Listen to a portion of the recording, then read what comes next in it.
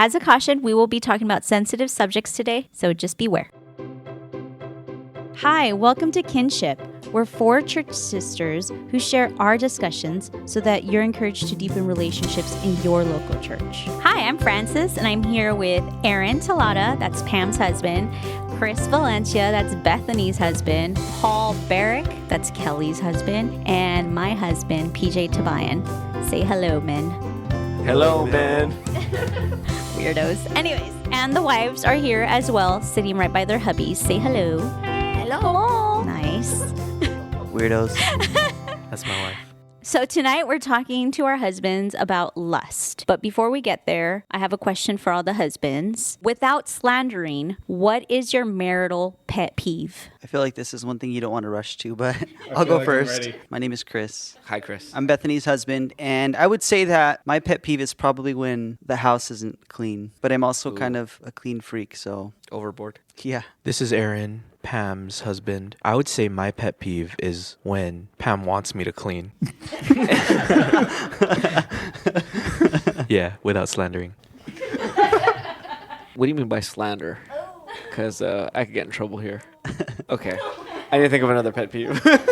Okay, this is Paul, and my pet peeve is Kelly makes up a lot of words, and I always feel the need to correct them, which is probably doesn't always turn out well for me. But yeah, lots of made up words, not gonna lie. And so she'll say like, the thing and the thing, you know what I'm talking about? And I'm like, I have no idea what you're talking about. Use real words, but it's great.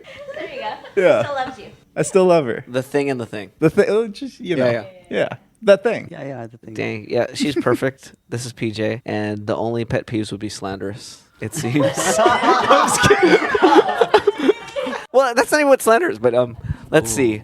This happened earlier on in our marriage. It's when my wife would expect me to read her mind on certain issues and not say what was going on because she'd expect me to know it, even though I didn't know what was going on. But I probably should have, but I didn't. So that's one. Very good. Thank you, men. Okay, so for clarification, we all have an understanding that your spouse or you struggle with lust, correct? Yes. Correct. Yes, correct. And the reason I say that is because you'd be surprised of how many women that I've spoken to that have brought this subject up, and sometimes they just don't have a clue, and that conversation's not coming up in their marriage. And so it's a little understandable because the people I'm talking to, the women, might not struggle with lust the same way as their spouse does, or there's no understanding of what that looks like for a man. So I just wanted to clarify that. This is PJ. Let me tell you a story about a time that we were struggling with how to handle lust, and we didn't have any models in our church or outside to talk about lust. So we went to a conference, and there was a famous theologian there, and we went up to him, and we were trying to get to him, but we got to his wife. And so we got to her, and we said, "Excuse me, can we ask you a question?" And she's like, "Sure."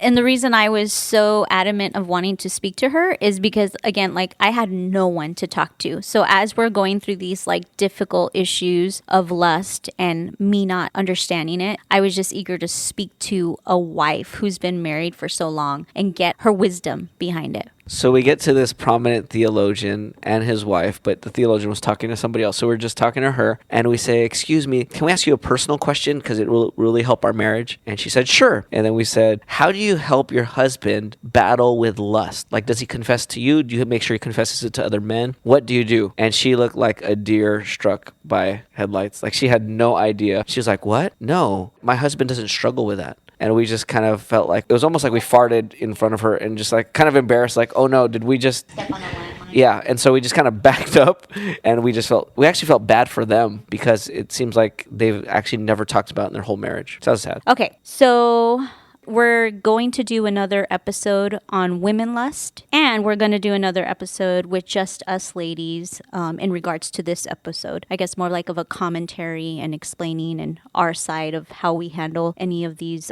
issues that come up. So here's the question for you men. While dating, did you have the understanding that lust would be a topic and a struggle in your future marriage? And if so, how so? Yeah, this is Paul again. Early on in our dating, not so much. No, it was probably not brought up until maybe 3 years into our dating relationship, and we dated for about 5 years before we got married. So no, it was not brought up at all in the early to mid stages of dating. And then even when it was brought up, it wasn't fully understood what that would look like moving forward. It was just bringing to light the fact that it did exist in my heart and that it would be something to confess to Kelly, but it didn't become a prominent feature of our relationship until after we got married.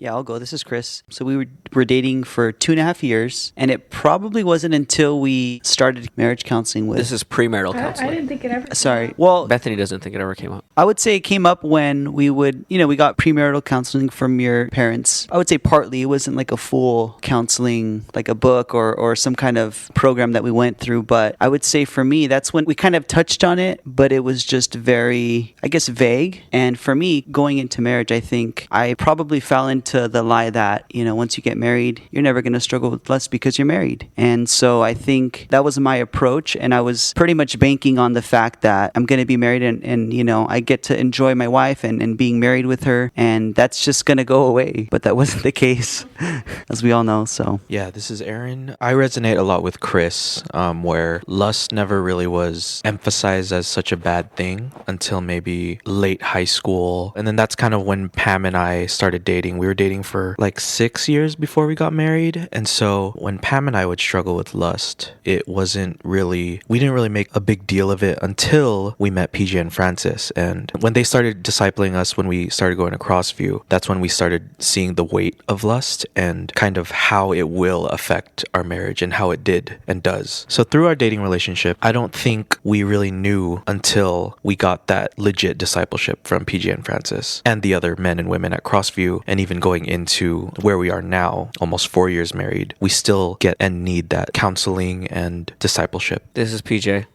Yes. Okay. Yes, I understood that it would be a struggle because I read my Bible and I knew that I'd have sin in my life. That's it.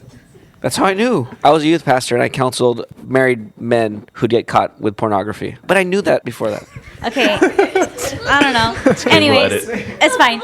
So going back to our dating relationship, I personally, and maybe you women, we could talk about this in our next episode, but I had no clue what lust was going to look like in marriage. Sure, I figured there was a struggle between us as a dating couple and as an engaged couple, but I had no clue what it was going to look like. And so I remember there was a situation where I thought he was lusting after someone. The specifics of that we don't agree on because we don't remember the story correctly. But anyways, he says he does. But I thought he was looking at someone with lustful intent. And so I questioned him on it and he had no clue. He was like, what are you talking about? So it brought the conversation up, and sure, he said that he wasn't lusting after her, which I believe him. But the conversation did come up like, are you going to lust in the future? And so I remember being upset because he basically was telling me like, this is going to be an issue when we're married. And I was like blown away by that. And I remember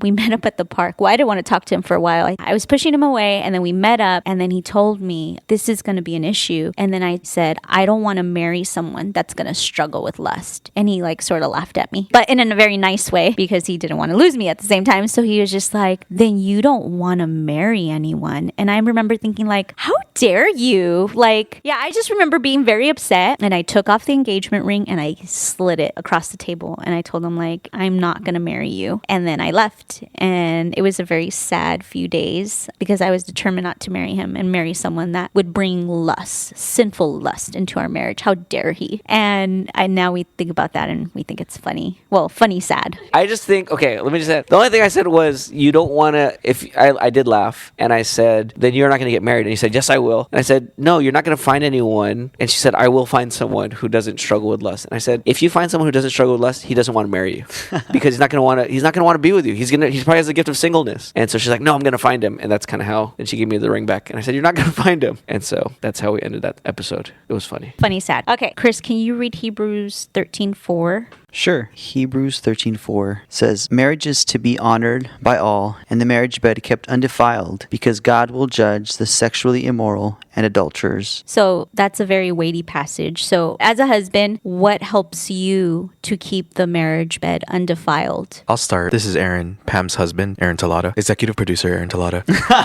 All sound, or is it music? Everything. Okay, something that I do was something that was taught to me by a lot of the men that mentored me as I was dating Pam was one, just accountability. Making sure you're always confessing, not just to the brothers, but also to God. Making sure you're reading the Bible, making sure you're taking practical steps to either put filtering on your devices or not even having devices at certain times of the day or the night. Just complete vulnerability, even though it sucks and it makes you feel less of a man or it makes you feel weak. It's that weakness that I needed to admit to and to kind of embrace to make sure that I wasn't falling and to make sure that God was being glorified in my personal life and later on into our dating relationship and now our marriage. Yeah. Even if it feels like you're losing, you're actually winning when you're being vulnerable. You actually lose by not being vulnerable. Yeah. What about you, Chris? I would say just remembering how gracious God is, and next to that, remembering how gracious my wife is. So that giving me the ability to be open with her. Yeah. So whether or not it's a really deep struggle or just something like my thoughts or something I saw or whatever it is, just trying to remember that no matter what, God is going to forgive me. Right. So I can come to Him, but also with my wife. And we've experienced that, and I think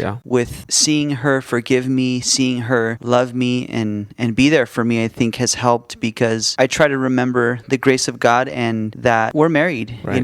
She's not going to leave me. And that's very helpful in fighting for me. Also, what Aaron said, just accountability, the church. I mean, me and Aaron, we're in an accountability group together, and that's huge for fighting together. Sure. Recognizing that, hey, I'm not alone. Right. St. Paul. Yeah, so building off of what they've said, one thing that's been introduced to me here at our church is what I've felt like is a really awesome way to do accountability, which is very, very regular, Yeah. and letting your group know when you've done well with regards to purity. Oh, yeah. And Victories. so victories and defeats. And when it's defeats, it's specifically telling what happened and being very, very honest about it. And so it's worked much better than the generalized, I'm struggling with Right. lust or with internet and all that. So that's way, way better. Whereas I've been in accountability groups before where it's just you maybe check in on each other every couple weeks and it's I struggled, but you don't tell them you struggled 7 times in the last 2 weeks. It's just I was Just the one I struggling. struggled Yeah. covers it all. And it's like you're a guy. We know you struggled. Right. So Dude, there's more. yeah, so being very specific and being regular on it Sure. has been awesome. Yeah, specificity in confession leads to embarrassment. And you almost need to be embarrassed to feel the weight because we justify it in our minds. So when we're confessing it to each other and we're being specific. So some things that I mean, everything you brothers mentioned, I think everything you do is what I love to do Every day. You got to be kidding me. No, just kidding. Anyways, so I think other things to add to it besides that, so confession, something like Chris said, sometimes I would literally, when confessing to my wife in particular, I would actually take my ring off or I would like look at my ring and even just kind of touch it and remember that we're in covenant and this is kind of the symbol that we're not going anywhere Yeah. and that we're committed to each other so that I can confess to her. That's a helpful thing. The other thing that's really helped me lately is, or for the, I guess, last few years is Jonathan Edwards prays for his grandkids, his great-grandkids, and his great-grandkids to like the 4th or 5th generation. And so I started doing that with my kids once in a while. And then when I started doing that, I started realizing any little battle with lust or sin that I don't repent of, it has ramifications that go all the way down. So like I just build it and I don't confess it or I don't kill it. Well, that's going to affect the way I treat my son and my daughters. And it's going to shape in some ways. It doesn't absolutely control what goes on, but it influences it. And so it's almost like you're either sending good shockwaves down the line or you're sending bad ones because you can't just compartmentalize like we like to think, I'm sinning, I'm going to hide it here. It's not going to affect my marriage. It's not going to affect my parenting. It's not going to affect my pastoring. So praying down the line and realizing that what I do, if I don't fight, then it affects my marriage, it affects my parenting, it affects our relationships at church, and affects even our witness to the lost. So just realizing that Satan wants to make us look at just the small picture, like this is just this battle, but it's connected to everything. So, and I'm sure, Paul, you've experienced this probably, I'm guessing, with strategies with fighting lust, at least in our church. One of the things we've been doing is texting each other and actually trying to text each other temptation before you even actually fall. So not just after you sin, but even maybe while you're in the middle of the battle, or even going before that, and you could feel yourself weak already. We have some couples in our church who are engaged or are dating, and we'll have them text us when they drive home and say, hey, text us when you get home. So you even know ahead of time, I'm going to text some of my church family. And that communication, not just on the back end of after sinning, but even before it, preemptively doing it, and even just checking in regularly, that's been really helpful, among other things you guys said. Okay. As a young unmarried man, did anyone speak to you about the pitfalls of lust, specifically pornography, sexual morality, which is premarital sex, and mental images? Yeah, this is Chris. I'll go. I think for me, growing up in the churches I grew up in, there was no specific or just really deep type of warning, or, I mean, there was. I'm not going to say that there wasn't. I don't want to. I'm very thankful for the churches I grew up in, and I think they did talk about it, but it wasn't until college for me where there was an older gentleman who was married who shared about the time that he needed to confess to his wife about his pornography addiction. And that was the first time I've ever heard of that. So I was 21. And I mean, I think I knew that, but when you actually hear the ramifications of sin in a marriage like that, it opens up your eyes and you're like, oh, this is real. Like, this guy, I mean, a very godly man, loves the Lord and was basically discipling me and other men. He said this, and that was pretty much the first time it was just an eye-opener for me. And I thought, wow, this is real. I think I knew that there was lust in marriage, but it's not until you actually see it, I think, sometimes, or someone close to you experiences something like that, where you're just like, wow. But yeah, lust, it's awake and it's there in the marriage. Yeah, I'd say similarly. It was always taught growing up in the churches I've been in, or in school, having gone to like a private Christian school. It was acknowledged that this existed, but no one was ever brave enough to say that it existed in their own life. Never got personal. It never got personal, so I didn't know until like my sophomore year of college, when one of my roommates confessed to me and my other roommate. I didn't know anybody else struggled with it, and I kind of thought I was the only one. So sad. But at the same time, I knew that lust existed. Sure. I knew pornography existed. Well, I mean, and I was struggling with it, but I didn't know that that was a common problem until college. Yeah, for me, it was talked about in like our youth group, and our youth leaders encouraged us to like talk to each other about it, but our youth leaders themselves never came to us and like maybe like had heart to hearts or like one-on-one. Asked a hard question. Yeah, like the way that they would explain it was make room for God. So yeah, it's just like, hey, just make room for God in your relationship. So I was like, okay, so Let him just up in 2 there. feet. Scoot over. Huh? Scoot over. Yeah, exactly. how Scoot much over. room? Is God there in between? But yeah, so I feel like when I would be encouraged to talk about it, I would talk about it with like my guy friends, and then that's kind of where it would stop.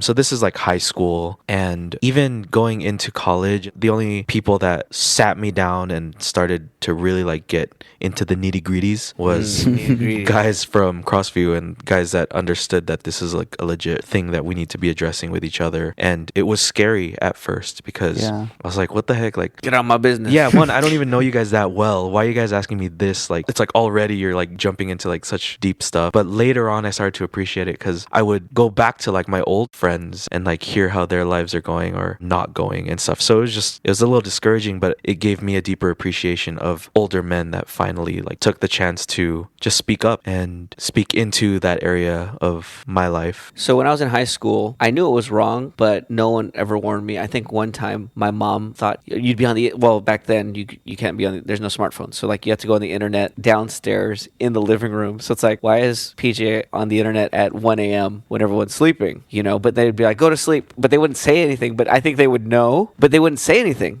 So there was that struggle. And so no warnings. And then when I got to the Master's University, first accountability meeting we all sat down, we just introduced our names. And then the first question was, okay, so who masturbated this week? And I was like, what? Things just got I was real. like, wait, what's your name again? Yeah, I don't even know these people's names. What's your name again? All I know about you right now What is is that? this fact. Right. But like what Paul was saying, it was so free. Like it was just initially jolting, but it felt right almost right away. And it was like, yeah, this is good. So that was the first part. And then I would just say, in terms of warnings, John MacArthur at the Masters University, he would always warn about, if you're hiding sin, it's going to find you out. It's going to catch up with you. Anyone who falls into these great sins, like Chris was saying, where people are confessing it publicly, it starts with you hiding it over a long period of time. And then one of my closer friends at Masters, he was dating a girl and ended up getting caught into sexual sin. And so he had to step down from a leadership position. And then when I was in seminary before we got married, we had a professor who was caught in adultery when he would travel. And so he was a professor of, I think, one or two of my classes. So hearing the warning, hearing what MacArthur would say as far as you need to be careful, and then seeing examples, one really close friend and then one a professor of mine who's an elder at a church, those things are wake-up calls. I've got a question for you guys. We got an answer. Okay. Prior to Bethany Baptist Church, had anyone been confronted with lust and pornography use? Maybe pre-college, because I feel like maybe college-ish age is when everyone kind of understood it. Not for me pre-college. Me neither. I think I vaguely remember I was, in 8th grade, and the middle schoolers would go with the high schoolers when there was like a special speaker, and there was a guy and a girl. I think they were a married couple, and they split up the guys and the girls, and he was talking about purity. And I think that was like the first time it was kind of confronted, not really. It was like kind of vague. I was like a little 9th grader, like, not really sure like what to do. But he did ask us the question, and it was kind of like, okay, you don't have to look, like raise your hand if you struggle. And so like, I don't remember if I raised my hand or what. I was just like freaking out though, but it wasn't like addressed really. It was just like, all right. Okay. So nobody You're not alone. No one was ever like, Chris Valencia, do you struggle with this? No. Okay. Is that similar for you, Aaron? Yeah, I feel like it was until college. Because if I'm understanding your question correctly, is it someone like coming to me personally? Personally, yeah. Yeah, so someone coming to me personally, probably college, yeah. Okay. So since no one was addressed before college, like as men, when do you think it should start? Like for if we have sons in the future, like what's a good age that should start happening? Well, if I had a son in the future, what I would do is, when I learned that in college and I became the youth pastor, I was all up in the guy's business like right away. And I was like, these guys are not going to go through what I went through in high school. So high school, junior high, I think as soon as people start getting attracted to the opposite gender, but even in That's good. what we found, Francis and I, in our marriage, is we start teaching our children about immodesty even now, before they even start to be attracted to the other gender, just so they have a category for immodest attraction versus modest attraction. So you start as soon as you can. Yeah, we have a 2-year-old son, and we are going to have another son, Lord willing. And so we're kind of following PJ's lead in that, trying to give Ezra a category of like what's modest, what's immodest. Even now, as he's 2, he has no idea probably like what it is, but we just want those words to be regular in our household so that when he does hear us say, Ezra, that's immodest, he knows, oh, so immodest, I'm going to connect that with I shouldn't look at it, or I shouldn't entertain it, or I shouldn't like even think about it. The same way that we would discipline him to like not bite a trash can or not lick a ball that he found on the floor. Trash can. Stuff like that. So it's just like associating those things that are bad with the words and having him understand it, so that when we finally start talking to him and like I can finally like address his heart, then he'll know, okay, this is something my dad has been teaching me from the beginning. Okay, you guys touched on this a little bit, but I want to get more clarification or just more examples. But how does your local church help you fight lust? Well, we talked about accountability. We talked about the importance of confessing to each other. I think for me personally, BBC, the men specifically, have Baptist encouraged me. Church. I think living life with each other, and Chris said this earlier, but understanding that we're not alone, understanding that other men are in the fight with you. So I think BBC does a really good job at making sure we're just in each other's business outside of just seeing each other on Sundays. So technology has been so helpful in the sense of like being able to text each other, emailing each other. Covenant Eyes is a really good program that some of us guys are a part of. And it's been really helpful because one, that your brothers are going to be seeing what you're looking at, whether it's good or bad. And just knowing that really helps to fight. Well, for me, pulling in some of like my people pleasing in that, maybe trying to use that for God's glory, in pleasing God and in trying to make sure I'm helping you brothers also fight when you guys see what I'm looking at online, whether good or bad. Yeah. Just for me, it's just we talk about it. It's not weird. It's not weird to use words that sometimes are awkward to use. So that's been the biggest thing for me, is just we talk about it. It's not a secret. Straightforward conversation. Straightforward, very Yeah. straightforward about it, and it's out in the open, and you're not struggling with it alone, and you can actually talk about it with other people, other men. Chris? Yeah, I think I'm going to be kind of repeating myself, but I would just say, and I think you girls have talked about this in the podcast before, but just mentioning or remembering that we strive for living in a community of grace in our church. So knowing that there's forgiveness, knowing that people understand and are willing to talk to you about the things, however deep and dark, it is, because we serve a very gracious Father. So I think for me, that's just always helpful. Yeah. For me, a few things. Prayer, that the church helps by praying for me, and for me praying for other people. Vulnerability is modeled for me from other brothers, and I also get to practice it myself. That helps me. I think this is actually parallel to what I was saying earlier. When I look at my ring to remind myself that my wife can't leave me even if she wanted to, in some ways, because of Jesus. Yeah. We have a church covenant, which functions in a very same way. So that whole idea of the community of grace, for me, I do lean on the fact that if I confess it to Paul, even though we don't talk regularly, I feel safer confessing it to Paul than to another close friend of mine who's not part of my church. Not that I wouldn't do it there either, but because we're actually in a covenant together. And so if he used that information in a way to hurt rather than to help, that the church would hold him accountable to it. So there's that safety net of the covenant in a church family that you don't have with just other Christian friendships. Right. And then I'd say last one is the church helps me to fight lust because it gives me an opportunity to strengthen others from my failures and from what God's taught me. And so I think in all those four things, I get to experience Jesus. And Jesus is who's changing us. Right. As we experience grace through these different ways, Christ is actually coming through us through his body to help us change. And real quick, I feel like everything that we just touched on echoes back to why membership matters, because we know who's in, we know who we can confide in. Even if at first we don't know each other that well, we know, okay, Paul is, let's say like you just became a member, but you have an understanding that we're here for each other's discipleship. It's understood all around. It's not just like, oh yeah, you've been coming for the past few months and we've grown close friendship wise or whatever. It's like a legit understanding, echoing back to the covenant, all that. So I wanted to mention that point. Right. And so with our membership class where we go over it, let's say if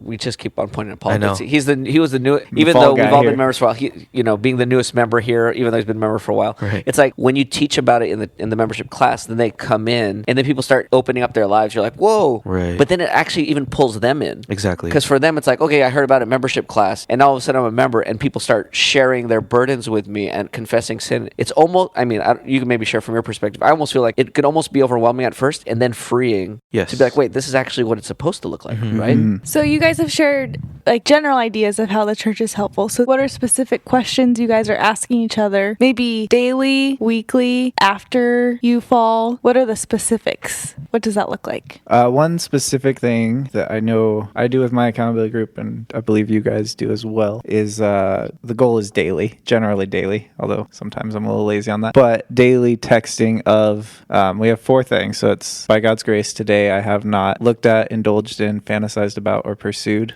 the lust of the flesh. And then per John Lee, Shout out to John Lee, shout out, he's here in the studio. pastoral assistant John Lee. We added a way in which we tasted God's goodness that day, or experienced God's goodness that day. So to have that has been cool too, because even on days where you fall into temptation and give in to your lust, you still have the reminder of why God is good, and why you've experienced him that day. That's good. So that's one specific way we do it. Chris can probably elaborate on this more too, but something that you introduced, Chris, I'm saying you to Chris, something that Chris introduced to our accountability group was the question, are you lying? Because as men, it's very easy to just lie or just generalize or even justify why you can say, no, I haven't struggled, when maybe in reality you did, and you're just finding ways to go around it or finding loopholes. It's like, well, it was last week, so I can say, no, I'm not struggling. So being able to freely ask the question, are you lying? And if we have to ask it again and again and again till we get to the heart of it, that's some things that we ask ask each other. Yeah, I would just say I think what comes to mind right now is because we meet relatively regularly, I think that helps in asking specific questions because I think I could say I know Aaron's weak areas or his blind spots and vice versa. So with that, I can ask him, hey, how has this specific area in life been? I mean, because we don't just fall. There's always small steps to the big fall or towards, let's say we're in a pitfall and there's always something that leads to that. Most of the time, I would say, if not all the time. But I think because we do meet regularly, we can ask those specific questions and kind of really understand what was the cause of it and how we can help each other fight, with each other. So,